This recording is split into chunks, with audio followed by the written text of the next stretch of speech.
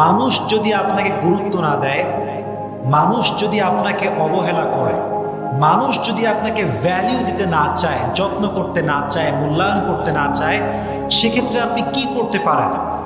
ইসলাম এই ক্ষেত্রে কি সাজেশন দিয়েছে, রসুল করিম সাল্লাল্লাহু আলাইহি ওয়াসাল্লাম কি বলেছেন, এটা আমরা আজকে জানবো। ইসলাম বলে যে তোমার সঙ্গে সম্পর্ক ভেঙে দেয় তার সঙ্গে তুমি সম্পর্ক জোড়া লাগাও, যে তোমার হক নষ্ট করে তার হক তুমি আদায় করে দাও, আর যে তোমার সঙ্গে জুলুম করে, অত্যাচার করে, কষ্ট দেয় তাকে তুমি আল্লাহর জন্য মাফ করে দাও। সুবহানাল্লাহ পড়েন।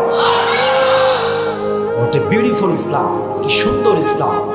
কিন্তু আমরা কষ্ট পাই কখন? কেউ অবহেলা করলে কষ্ট পাই কখন? পেইন ফিল করি কখন? We have to justify it first. এটা আগে জাস্টিফাই করতে হবে। দেখেন, মনোযোগ দিয়ে শুনবেন। যখন কোনো একজন নির্দিষ্ট ব্যক্তির প্রতি আমাদের অনেক মায়া, অনেক ভালোবাসা এবং অনেক আশা থাকে, এক্স্যাক্টলি সেই ব্যক্তি যখন আমাদেরকে কষ্ট দেয়, যত্ন না করে, গুরুত্ব না দেয়, তখন আমরা প্রচণ্ড পরিমাণে হার্ট ফিল করি, কষ্ট পাই।